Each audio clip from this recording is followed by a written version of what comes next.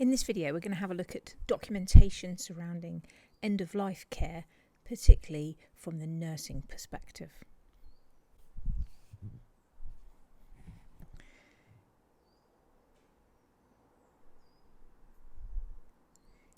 In this example, we have a patient who's been admitted with metastatic lung cancer who has just been identified as being in the last few days of life.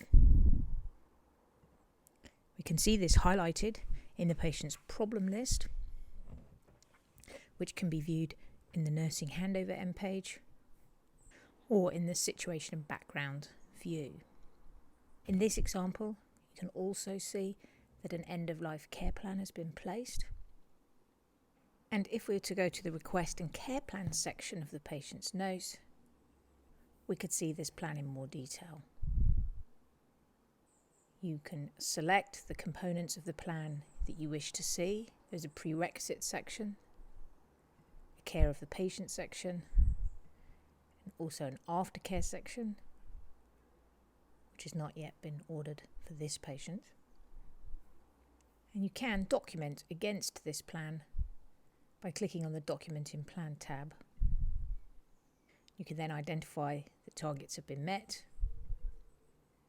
or by clicking the tick, you can record the reasons for any variance from these targets. You would then need to sign the document. When making your clinical notes,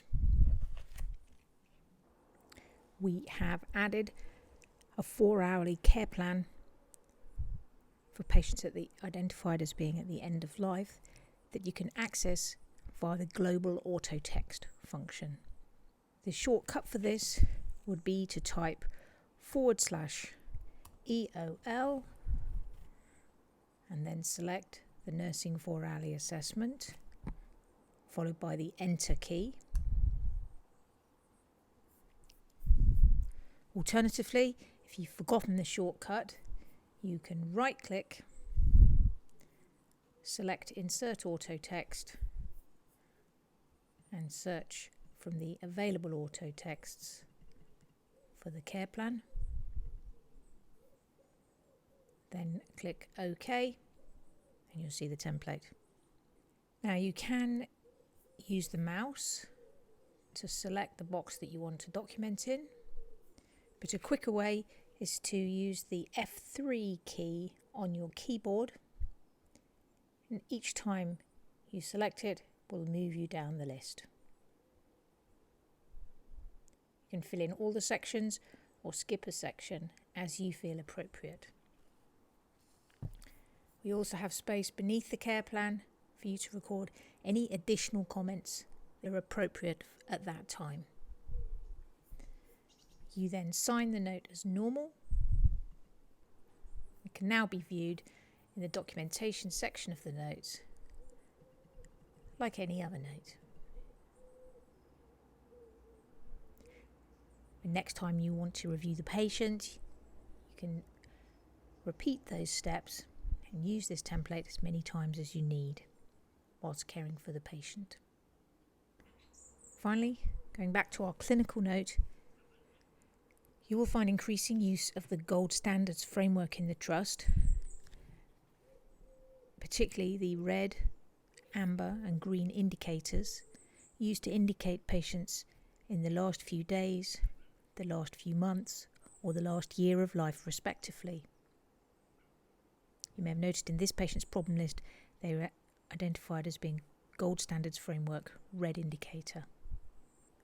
We have therefore also added global auto text to help document against these indicators, and these can be found by typing /GSF and then selecting the indicator you want, in this case red, followed by enter. This auto text reminds you of the aims of the gold standards framework for such a patient, and again encourages documentation against the actions, interventions and care instructions appropriate for such patients. Just like before, wherever you see an underscore, you can click F3 to go to this section, making it easy to navigate your way through the template. You can still add your own text in addition to this, or indeed any personal auto texts that you may already have saved. Once again, simply sign the note when you've finished in the usual way. And again, it's viewable for all staff that need it to see. If you have any questions regarding documentation of patients at the end of life, please do not hesitate to contact the palliative care team for further help.